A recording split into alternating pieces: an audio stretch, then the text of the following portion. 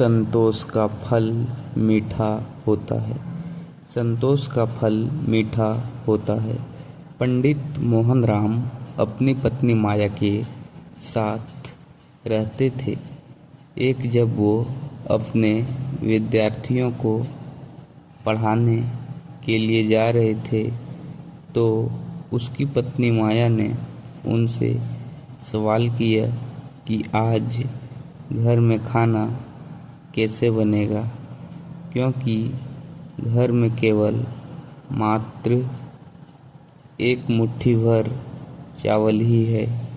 पंडित मोहनराम जी ने अपनी पत्नी माया की ओर एक नज़र से देखा, फिर बिना किसी जवाब के वे घर से चल दिए।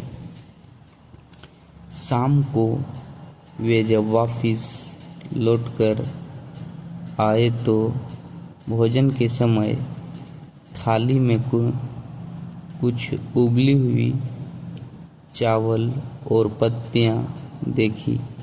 यह देखकर उन्होंने अपनी पत्नी माया से कहा, भद्रे, वो स्वादिष्ट शौक है जो वो किस चीज़ से बना है। तब उसकी पत्नी माया ने जवाब दिया, मैंने जब सुबह सुबह आपके जाते समय आपसे भोजन के विषय में पूछा था तो आपकी दृष्टि केले पत्ते की तरफ गई थी। मैंने उसी के पत्तों से यह शौक बनाया। पंडित मोहनराम जी ने बड़ी निश्चयता के साथ कहा, अगर केले के पत्तों का शौक इतना स्वादिष्ट होता है फिर तो हमें चिंता करने की कोई आवश्यकता ही नहीं। अब तो हमें भोजन की कोई चिंता ही नहीं रही। जब नगर के बड़े राजा को पता चला कि पंडित मोहनराम जी की गरीबी का पता चला तो राजा ने पंडित को नगर में आकर रहने का प्रस्ताव दिया, किंतु पंडित मोहनराम ने मना कर दिया। तो राजा हैरान हो गया और सवेरे जाकर उनकी कुटिया में उनसे मिलकर इसका कारण जानने की इच्छा हुई।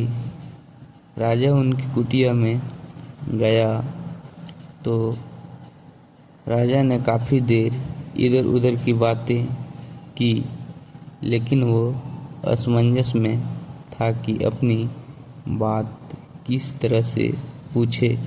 लेकिन फिर उसने हिम्मत कर पंडित मोहनराम जी से पूछ ही लिया कि आपको किसी चीज़ का कोई अभाव तो नहीं है। पंडित मोहनराम जी हंसकर बोले, यह तो मेरी पत्नी माया ही जाने।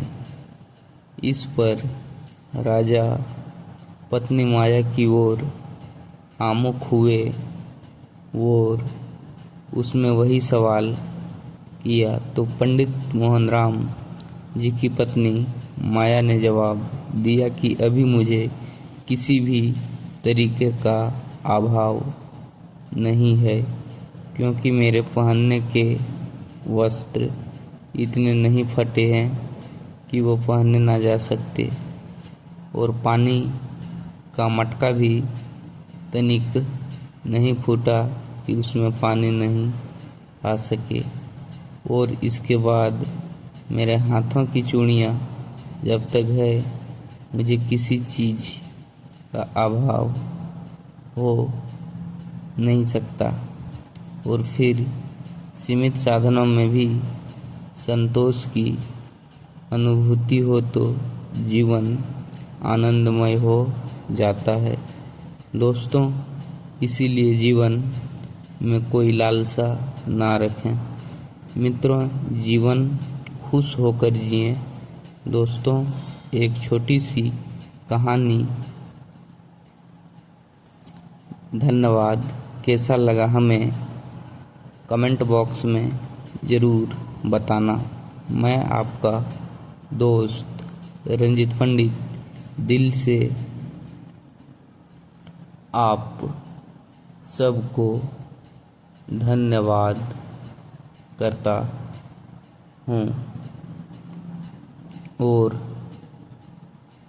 कहा अच्छा लगा तो चैनल सब्सक्राइब कर देना।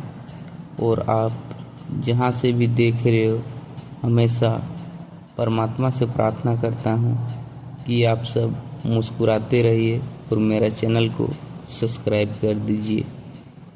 Thank you.